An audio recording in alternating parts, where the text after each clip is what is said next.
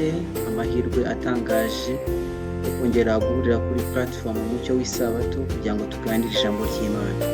Ndanezerewe cyane ko Imana yakomeje kurinda nawe ikakurinda, ikaba yemeye ko duhura ngo twongere gusuzuma ubushake bw'Imana mu ijambo ryayo kuri ya nsanganyamatsiko twatangiye kandi y'ingenzi cyane yerekeranye n'umucyo w'Isabato. Izina ry'Uwiteka rihabwa icyubahiro. Ubushize twaganiriye icyigisho gikomeye, icyigisho kibazaga ngo mbese umunsi w'Isabato ni uwuhe. Basuzumye neza urukurikirane rw'iminsi nuko yitwa Kinyarwanda tubihuje na kalendari dukoresha, kandi twungutse amakuru akomeye cyane ajya agora kuri benshi gusobanukirwa n'umunsi w'Isabato. Tugiye gukomeza kureba iby'ingenzi bidufasha kurushaho kumva neza ino nsanganyamatsiko. Turacyari mu ntangiriro, turacyari mu itangiriro ry'amateka y'Isabato, ntabwo turagera muri byinshi kandi nabyo tuzabigeraho kw'Imana iteka shimwe. Rero tugiye kuganira icyigisho gifite insanganyamatsiko ivuga ngo imiterere y'icyumweru. Nibaza ikibazo, mbese icyumweru ntabwo cyaba cyarigeze gihinduka? Icyo gisubizo nacyo kiraza kudufasha cyane mu ngingo zikomeye banganye nazo muri ibi bihe by'imperuka, aho hariho inyigisho nyinshi kandi zitanganyikisha abantu. Reka njye nawe twicishe bugufi imbere y'Imana kugira ngo mbere yo kwinjira muri iyo nsanganyamatsiko kandi ikomeye tubanze dusenga. Data wa twese uri mu ijuru, turagushimye.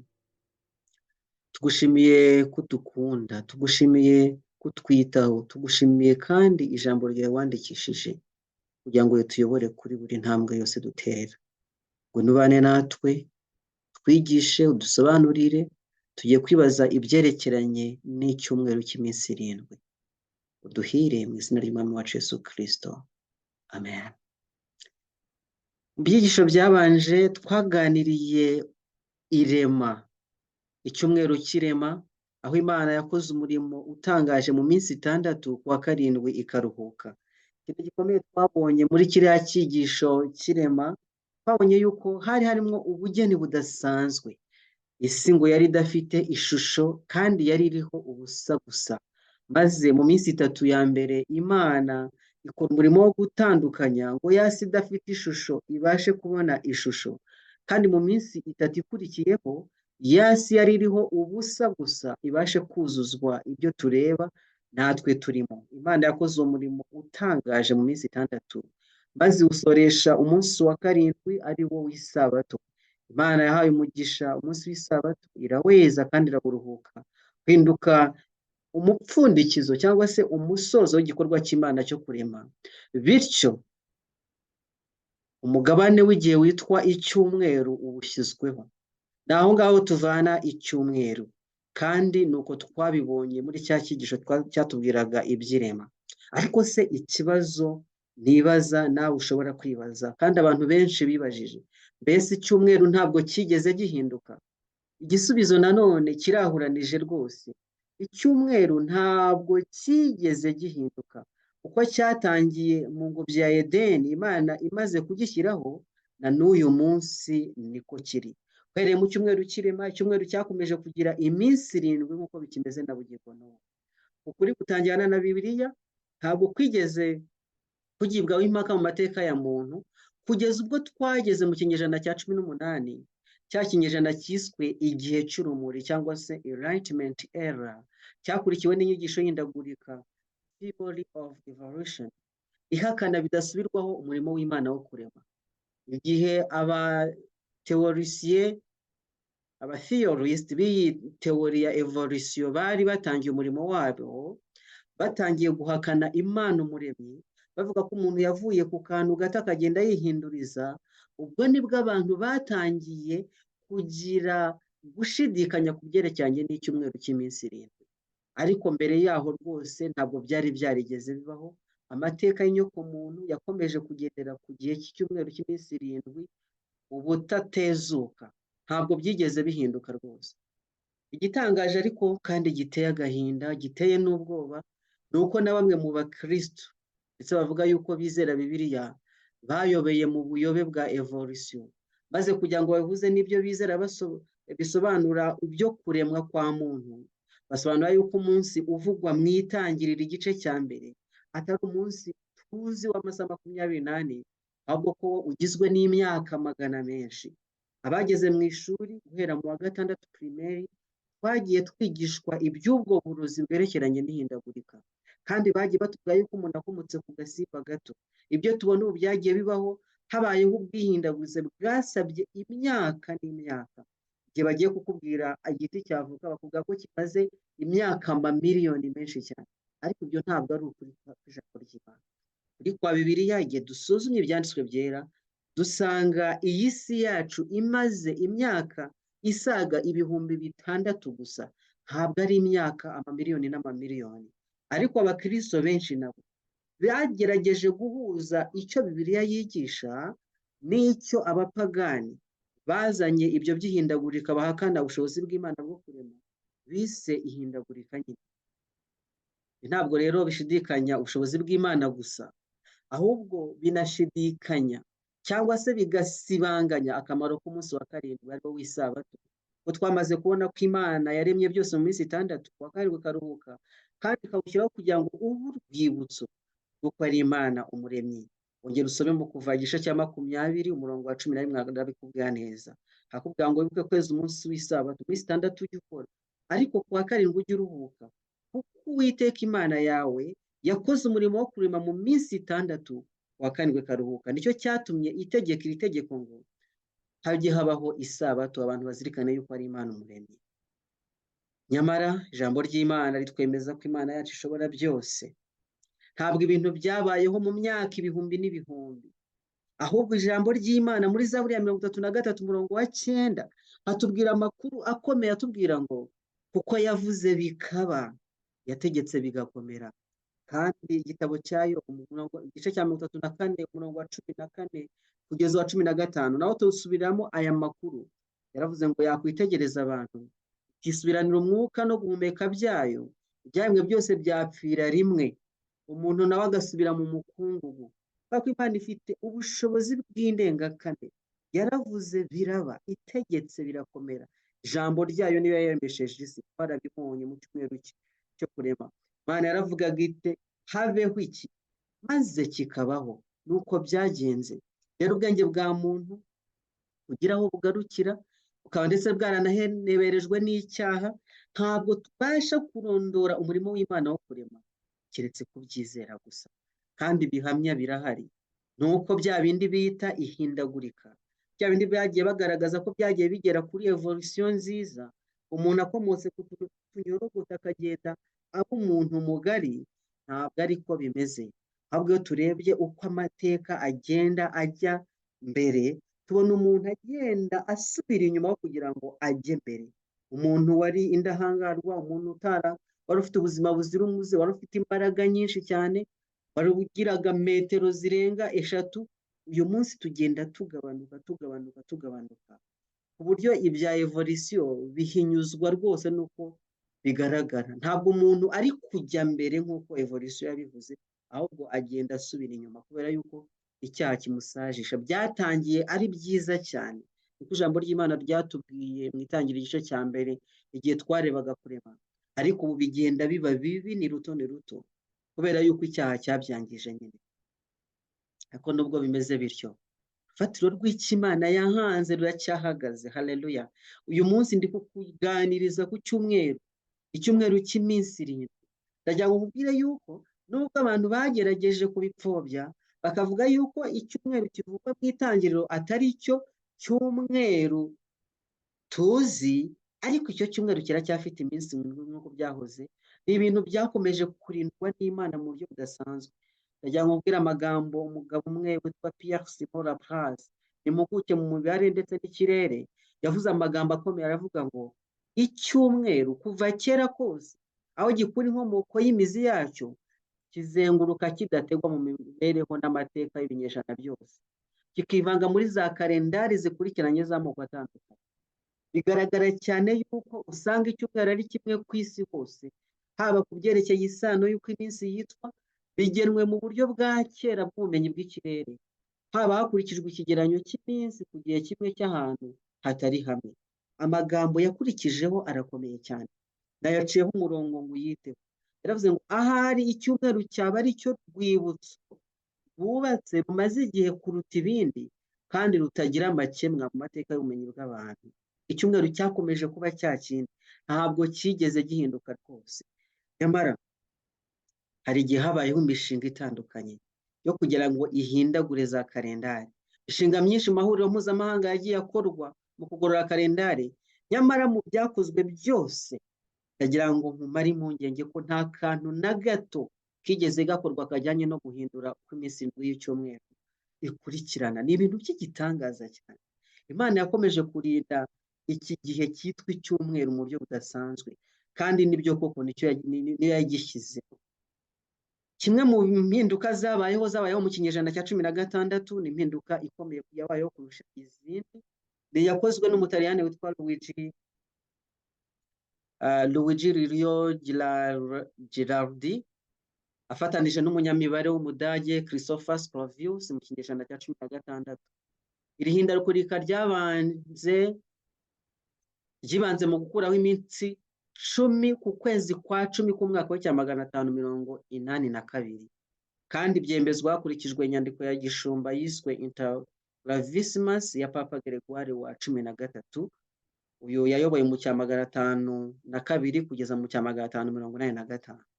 Iri hindagurika ryaduhaye kalendari dukoresha ubu yitwa calendrier Gregorien cyangwa se kalendari ya Gregoire, byatumye uku kwezi kwa 10 k'umwaka wa 582 kuba guteye gutya nko kuri kukureba kuri screen. Turabona yuko uku kwezi kwatangiye hari lundi cyangwa se kwa kabiri w'isabato, ngo niho hari itariki ya mbere. Ku wa gatatu w'isabato mardi haba ni itariki ya kabiri, ku wa kane w'isabato mercredi haba ni itariki ya gatatu, ku wa gatanu w'isabato jeudi haba ni itariki ya kane, maze bigeze ku wa gatandatu w'isabato vendredi bahita bajya ku itariki ya 15. Nuko bikomeza noneho bisanzwe, samedi biba 16, dimanche biba 17, lendi 18 gukomeza. Ariko murabona ko byari jeudi ari ku itariki enye, bucya ari vendredi ku itariki 15. Ndagira ngo twite kuri iki ngiki. Iminsi nk'uko ikurikirana: dimanche, lundi, mardi, mercredi, jeudi, vendredi, samedi, nta cyahindutseho rwose. Icyakora amatariki yo yarahindutse, maze turara turi ku itariki ya kane tubyuka twageze ku itariki ya 15. Urumva ko hanyonzwe iminsi igera mu 10 yose kuri no calendrier Gregorien. Hari icyo dukwiriye kuzirikana cyanditswe mu nyandiko za Kiliziya Gatolika. Baranditse ngo birakwiriye kumenya yuko mu mateka y'igihe cya Gikristo urukurikirane rw'iminsi y'icyumweru rutigeze na rimwe ruhungabanwa. Nuko rero ubwo Gregoire wa 13 yagororaga kalendari mu cya 582, umunsi wa gatandatu tariki ya 15 Oktobre waje ukurikira uwa gatanu tariki ya 4 Oktobre. Ntabwo byigeze bihinduka rwose. Iki kintu ni ikintu cy'ingenzi cyo kuzirikana cyane. Hari ikintu kintangaza igihe turebye mu ijambo ry'Imana, tukareba no muri siyansi by'abantu bigisha, tutangazwa n'uburyo icyumweru cy'iminsi 7 cyihariye mu bijyanye n'igihe. Ibindi bihe byose bigenwa n'urugendo rw'izuba, ukwezi n'inyenyeri.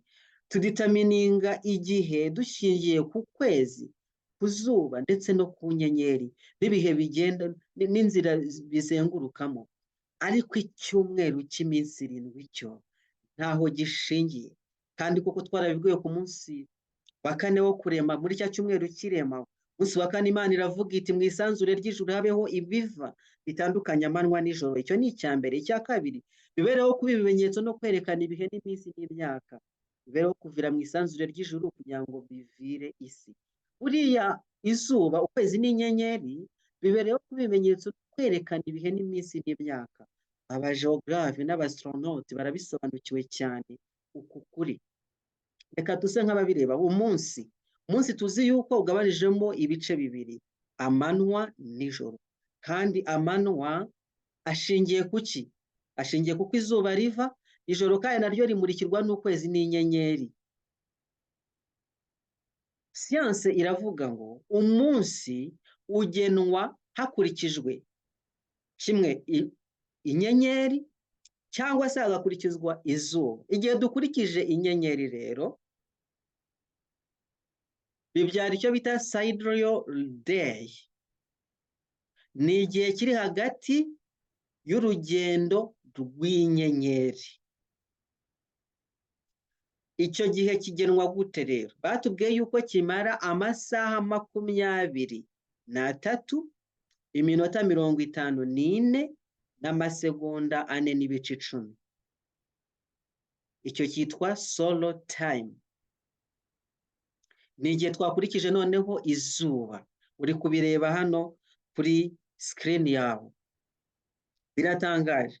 Impamvu dufata amasaha 24 ni uko haburaho udusegonda duke, kandi abahanga mu kubara iby'imyaka nyine tuno dusegonda duke bajya baduteranya twagiye tuburaho, bakaza kuduteranya nyuma y'imyaka 4 bakongeraho umunsi. Turabizi yuko mu myaka 3 tuba dufite umwaka ufite iminsi 365, maze ku mwaka wa 4 ikaba iminsi 366.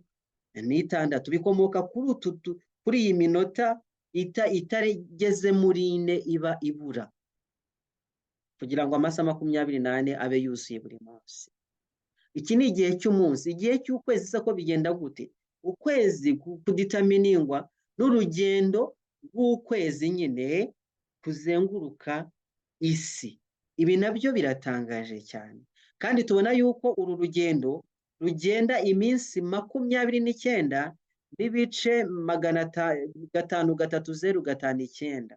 Biratangaje nabyo. Maze rero akenshi dufata iminsi 30, ubundi bakagifata 31, ndetse hari n'igihe tuba dufite iminsi 28 cyangwa 29. Umwaka nawo ugendera ku kuntu isi izenguruka izuba. Bitwara iminsi 365, amasaha 5, iminota 48 n'amasegonda 46. Iyi minota n'amasegonda biza guteranwa nyine bikabyara rimwe iminsi 365 gusa. None ya masaha 5 n'iminota 48 n'amasegonda 46 bakazayateranya nyuma y'imyaka 3 akabyara undi munsi, ukaba umunsi wa 365. Biratangaje cyane. Burya bya bindi tubona umunsi, umwaka, ukwezi bishingiye kuri bya biva Imana yaremye ku munsi wa 4. Nyamara kubyerekeranye n'icyumweru nta ntambuko n'imwe, yaba iy'isi cyangwa iyindi mibumbe cyangwa ibiva byo mu isanzure ibasha guhana n'igihe cy'iminsi 7. Imana ubwayo niyo yashyizeho uyu mugabane w'igihe witwa icyumweru, kigizwe n'iminsi 7, iminsi 6 y'imirimo n'undi munsi umwe w'ikiruhuko. Ndagira ngo nkubwire ikintu gikomeye. Ntabwo byashingiye ku ngendo z'ibiva byo mu isanzure kugira ngo bishyire itandukaniro ku baramya ibiremwa n'abaramya umuremyi. Imana yatanze itegeko ngo mu minsi 6 ujye ukora, ariko uwa 7 ukubere isabato yo kuruhuka, ntukagire umurimo wose uwukoraho. Mbega ibitangaza! Mbega ukuntu Imana ari nziza! Mbega ukuntu isabato ifite agaciro gakomeye cyane! Ndagira ngo nanjye nkubaze ikibazo, kandi uzagikorera ubushakashatsi, ko ibindi tumaze kubona impamvu yabyo. Abize geography bakabasha kudusobanurira uko ibyo byagenze. Icyumweru cyaturutse he? Nta handi, ni mu biganza by'umuremyi, kugira ngo uko iminsi 7 igeze tujye dupfukama dushime umuremyi, twibuke inkomoko yacu. Yewe impamvu icyumweru kibasiwe muri iki gihe, impamvu iminsi 7 bayigaragaza nk'aho idahuye rwose n'iya Bibiliya, ni uko bagongwa n'icyo kintu. Ariko Imana ishimwe yuko urufatiro rw'Imana rugihagaze, yakomeje kukirinda. Tuzabona mu gihe kizaza yuko ari wagerageje guhindura ibihe n'amategeko, ariko ikijyanye n'icyumweru ntabwo yabashije kugihindura. Byagumye mu maboko y'Imana. Izina ry'Uwiteka rihabwe icyubahiro, kubera yuko nyine amategeko y'Imana ntabwo akuka, ntabwo azavaho n'inyuguti n'imwe. Uko niko Yesu Kristo yavuze muri Matayo igice cya 5 umurongo wa 17. Nuko rero iyo icyumweru kiramuka gihindutse, ntabwo twari kumenya ibyerekeye isabato. Imana yacu ihabwe icyubahiro. Turamagarwa n'Imana amagambo ngiye gusorezaho ibyahishuwe igice cya 14 umurongo wa 6 n'uwa 7 ndetse n'uwa 8. Oya, wa 6 n'uwa 7 haranditse amagambo akomeye avuga ngo nuko mbona marayika wundi aguruka aringanije ijuru, afite ubutumwa bwiza bw'iteka ryose ngo abwire abari mu isi bo mu mahanga yose n'imiryango yose n'indimi zose n'amoko yose.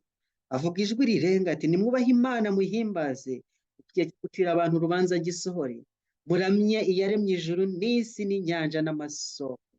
Haleluya. Tuzabigarukaho yuko ubu ari ubutumwa bw'iki gihe bwo gusubiza abantu kuramya umuremyi w'ijuru n'isi n'inyanja n'amasoko. Kandi ikitwibutsa ibyerekeye umuremyi wacu ni ukuzirikana icyumweru cy'iminsi 7 kigabanyijemo imigabane 2 y'ingenzi. Umugabane wa mbere ni iminsi 6 yo gukora, kandi umugabane wa kabiri ni umunsi wa 7 w'ikiruhuko, ariwo sabato y'Uwiteka. Reka ubwo tumaze kuganira amagambo akomeye atubwira kuramya Imana umuremyi, twongeye kuzirikana ubutumwa bwa Pawulo yabwiye abo muri Atenayi dusanga mu byakozwe n'umwaka igice cya 17 umurongo wa 26 gukomeza, ahatubwira ngo kandi Uwiteka yaremye amahanga yose y'abantu bakomoka ku muntu umwe, ibakwiza mu isi yose. Nawe yashyizeho ibihe by'imyaka ko bikuranwa uko yategetse, igabaniriza abantu ingabano z'aho batuye, kugira ngo bashake Imana bahari babashe kuyibona bakabakabye. Kandi koko ntiri kure y'umuntu wese muri twe, izina ry'Uwiteka rihabwe. Reka ubutumwa budutere gushaka Imana, turushaho kwiringira umuremyi w'ijuru n'isi n'inyanja n'amasoko, kandi imigendere twabayemo ya kera ihinduke rwose. Utwihe Imana mu buryo bwuzuye, tugendere mu kuri gushya twungutse mu ijambo ryayo. Wo gusenga kwanjye nisabira, nawe ngusabira mu izina ry'Umwami wacu Yesu Kristo. Amen. Reka dusoze n'isengesho. Data mwiza, turagushimye nanone, tugushimiye ikiganiro cyiza uduhaye, tugushimiye uko wagiye urinda ijambo ryawe n'urufatiro rw'ibyo washyizeho. Biradutangaje ko icyumweru cyakomeje kurindwa kugeza na n'uyu munsi kidafite ikindi gishingiyeho uretse kuba ari wowe wagishyizeho gusa. Duhe kwiringira ijambo ryawe, duhe kukuramya, duhe kuvana amaso ku bantu ahubwo tuyaguhangeho, kuko gusenga kwacu mu izina ry'Umwami Yesu Kristo. Amen.